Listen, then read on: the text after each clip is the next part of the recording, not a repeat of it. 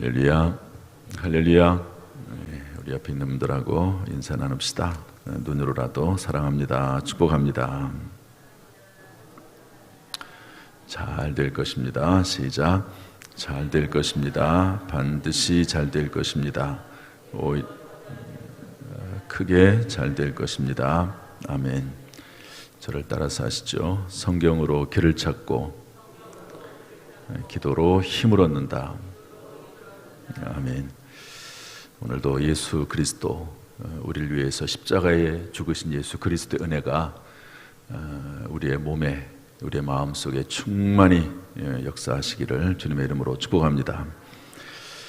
오늘은 십자가에서 하신 예수님의 6번째 말씀, 7번째 말씀을 나누겠습니다.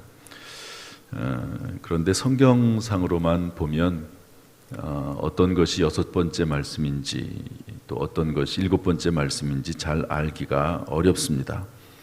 아까도 읽었지만 두 성경 구절 둘 다 그 말씀을 하시고 돌아가셨다고 그렇게 다 기록이 되어 있습니다. 그래서 무엇이 앞에 있고 뒤에 있고 잘 모르죠. 그렇지만 교회 전통상 다 이루었다 하신 말씀을 6번째 하신 말씀으로, 또 아버지 내 영혼을 내 아버지 손에 부탁하나이다 이 말씀을 7번째 말씀으로 보통 이해를 합니다. 사람마다 다 생각은 다를 수 있죠. 내가 다 이루었다 이렇게 말씀하시고 아버지 내 영혼을 아버지 손에 부탁하나이다, 이게 맞다고, 이게 타당하다고 생각하는 분도 있겠고, 아버지 내 영혼을 아버지 손에 부탁하나이다, 그리고 나서 맨 마지막에 내가 다 이루었습니다, 그리고 운명하시는 것도 뭐 큰 차이는 없을 것입니다. 그러나 교회 역사상, 전통상 다 이루었다, 그리고 아버지 내 영혼을 부탁하나이다, 이런 순서로 이해를 하고 있습니다. 한번 따라서 합시다. 다 이루었다. 아버지 내 영혼을 아버지 손에 부탁하나이다. 먼저 6번째 말씀을 살펴보도록 하겠습니다. 이 다 이루었다라고 하는 말은 무슨 말일까? 승리하신 예수 그리스도를 의미합니다. 다 합시다. 승리하신 예수 그리스도. 또 다른 말로 하면 사명 완수하신 예수 그리스도, 이런 의미입니다. 여러분, 누가 감히 이런 말을 뱉을 수 있을까? 조금 심하게 말을 하면 교만하고 큰 말이죠. 내가 다 이루었다. 그런데 이 말씀을 십자가에서 달리신 예수 그리스도께서 하십니다. 세상 사람들이 볼 때는 십자가에서 비참하게 죽어가신 한 죄인으로밖에 볼 수 없는데, 예수님께서는요, 그 마지막 순간에 내가 다 이루었다 이렇게 말씀하셨습니다. 왜 그럴까요? 성경 말씀 보니까 예수님께서 그렇게 숨지실 때 성소 휘장이 위로부터 아래까지 찢어져서 둘이 됐다 그랬습니다. 성소 휘장이 찢어졌다는 말은 1년마다 한 번씩 제사장이 그 성소, 지성소 안으로 들어가서 백성들의 죄를 사하는 그런 제사를 드리고 또 하나님 앞에 간구하고 그러지 않았습니까? 그게 필요 없다는 것입니다. 이제는 성소를 통해서 구원받는 것이 아니라 예수 그리스도의 복음을 통해서 구원받는다고 하는 것을 의미하고 있습니다.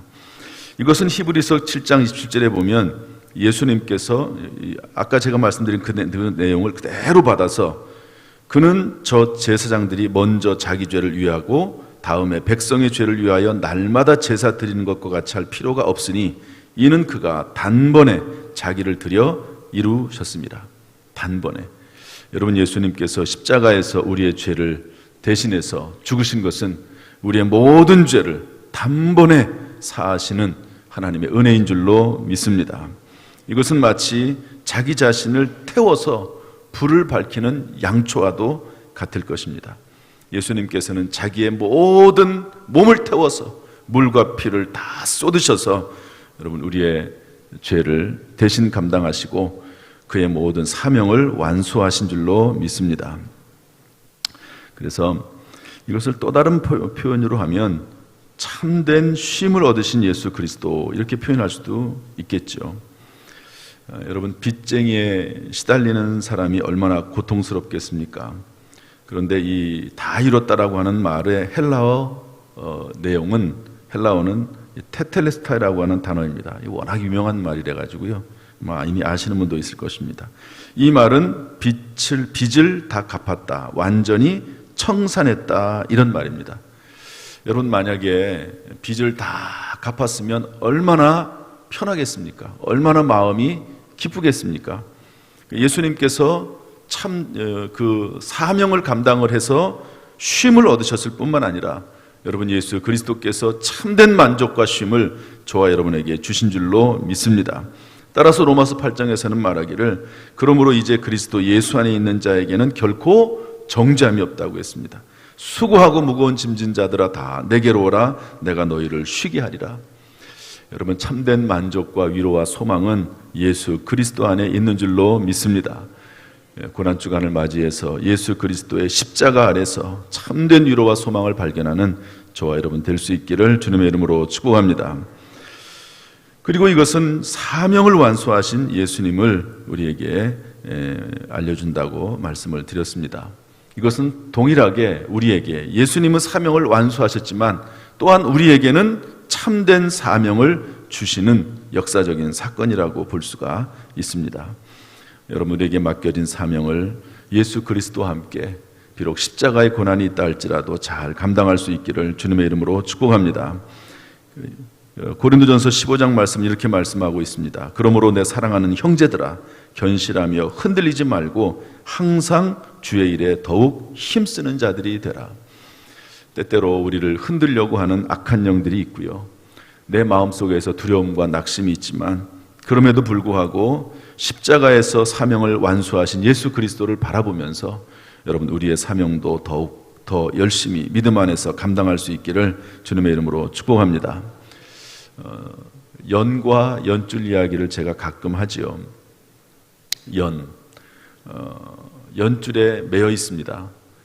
연줄에 매여 있지 않으면 그 연은 연으로서의 가치가 상실되는 것이죠. 연줄에 매여 있는 그 연은 얼마나 불편하겠습니까? 자기 마음대로 어디론가 날아가지도 못하고 부자유스러운 것 같지요. 그러나 연은 연줄에 매여 있어야지만이 비로소 연의 역할을 감당할 수 있는 것입니다. 여러분, 우리가 하나님의 사명 가운데 붙어 있어야지만이 의미가 있는 것이지, 여러분, 사명에서 떠나면 그 순간부터 우리의 인생의 가치는 사라지고 마는 것입니다.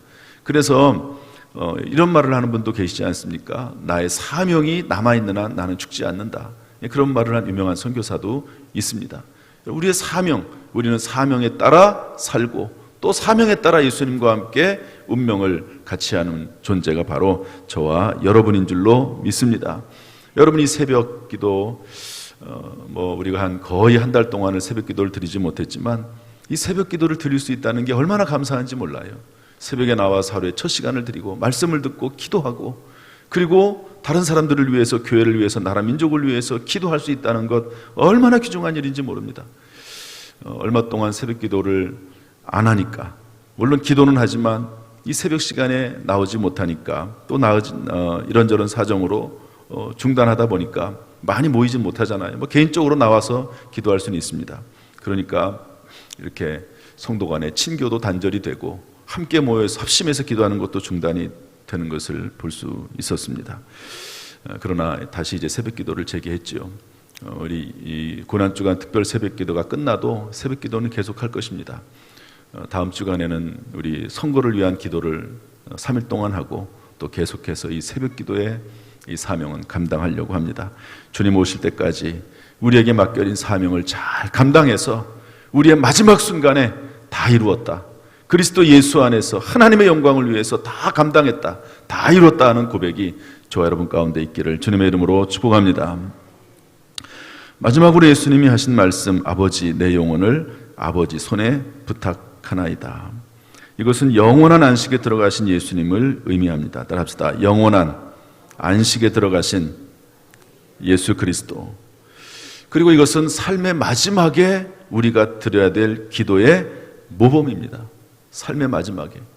여러분 마지막 순간에 여러분 어떻게 운명을 맞이하겠습니까? 어떤 사람처럼 나는 지옥에 끌려간다 이러면서 마감하겠습니까? 아니면 어떤 사람은 정말 원망하고 불평하고 욕을 쏟아놓고 그렇게 운명을 마감하는 그런 사람들도 있습니다. 그런 어떤 사람들은 마지막 순간에 내 영혼을 아버지 손에 부탁하나이다. 또 어떤 사람은 이런 말을 하고 인생을 마감하기도 합니다.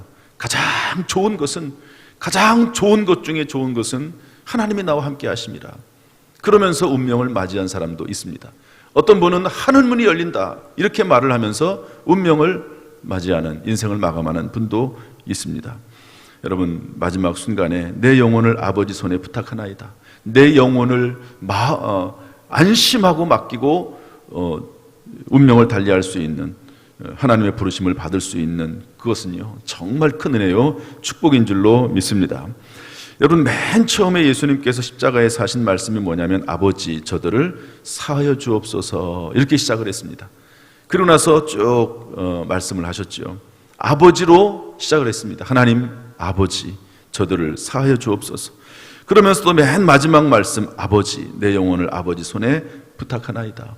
중간에 예수님께서는 엘리 엘리 라마 사박다니 그러면서 나의 하나님 어찌하여 나를 버리셨나이까 말씀하시면서 마치 하나님을 잃어버린 것처럼, 그리고 우리 사도신경에 있는, 영어 사도신경에 있는 것처럼 예수님이 지옥에 내려가셔서 완전히 하나님과 관계가 단절되었던 그런 모습을 볼 수가 있습니다. 그런데 마지막 순간에 예수님께서는 다시 아버지를 회복하시고 아버지 하나님 앞에 영혼을 맡기시는 것을 볼 수가 있습니다. 여러분 하나님과의 사랑은 끊을 수 없는 사랑인 줄로 믿습니다. 예수님께서 하나님 아버지와의 관계를 다시 한번 회복하시고 그리고 그 아버지를 저와 여러분에게 선물하시는 줄로 믿습니다. 그러면서 요한복음 1장 12절에 말씀하시기를 이제는 하나님을 아빠, 아버지라고 부르라고 말씀하고 있습니다. 잠시 우리 스스로 하나님과 멀어질 수는 있지만 그러나 하나님의 사랑은 변함이 없고 저와 여러분을 끝까지 붙드셔서 하나님의 나라에까지 인도해 가실 줄로 믿습니다. 변함없이 하나님을 신뢰하고 변함없이 예수 그리스도를 붙들며 살아가는 저와 여러분 되기를 주님의 이름으로 축복합니다. 최종적으로 이 말씀은 어떤 의미인가? 이렇게 해석하고 싶습니다. 행복한 죽음을 맞으신 예수님. 따라서 합시다. 행복한 죽음을 맞으신 예수님. 예수님은 마지막 순간 아버지 내 영혼을 아버지 손에 부탁하나이다 그러면서 정말 행복한 죽음을 맞이하셨습니다. 우리가 여행을 가끔 떠날 때가 있죠. 요즘은 모든 세계가 다 여행이 막혀 있긴 하지만 여행을 다녀왔을 때 누군가 나를 맞이해주는 사람이 있다고 하면 참 반가울 것입니다. 우리의 모든 인생을 마감하고 내 영혼이 하나님 나라로 올라갈 때 그 영혼이 이제 육신과 헤어질 때 그 영혼을 맞이해줄 누군가가 있다고 하면 얼마나 감사한 일이겠습니까? 어떤 사람은 천국으로, 어떤 사람은 지옥으로 들어가겠지요. 그런데 하나님께서 우리를 맞아주신다고 하면, 예수 그리스도께서 우리를 맞아주신다고 하면 그것만큼 복된 일은 없을 것입니다. 제가 어제 말씀드리면서 책 한 권을, 예수님의 7가지 십자가 위에서 하신 말씀에 관련된 책 한 권을 다 읽었다고 말씀을 드렸습니다. 그런데 그 책에 이런 말씀이 있더라고요. 참 제 마음에 감동이 돼서 한번 좀 같이 나누려고 합니다. 이런 글인데요. 이렇게 되어 있습니다.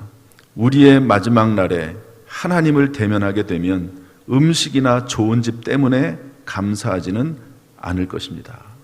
이런 말이 책이 웬만한 그렇게 두껍지는 않지만 책인데요. 그 내용 속에 많은 내용들이 있겠지요. 그런데 이 말이 제 마음속에 확 다가왔습니다. 우리의 마지막 날, 무엇을 감사할까? 마지막 날 물론 그런 것들을 감사하겠죠. 이 땅에 살면서 하나님이 집도 주시고 차도 주시고 자녀들도 주시고 또 건강도 주셔서 잘 살게 하신 것 감사하겠지요. 그런데 마지막 순간에 살아나가는 과정 가운데 그런 걸 주신 하나님 앞에 감사하겠지요.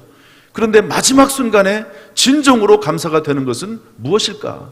그것은 하나님이 나를 맞이하고 계시다 하는 것만큼 더 감사한 것이 어디에 있겠습니까?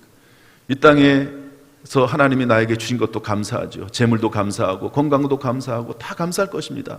정말 감사할 것밖에 없죠. 마지막 순간에 감사할 것밖에 없을 것입니다. 그러나 그 모든 것들은 이제 하나님 나라에 들어갈 때는 다 내려놓고 가야 되는 것입니다. 아무것도 가지고 가지 못합니다.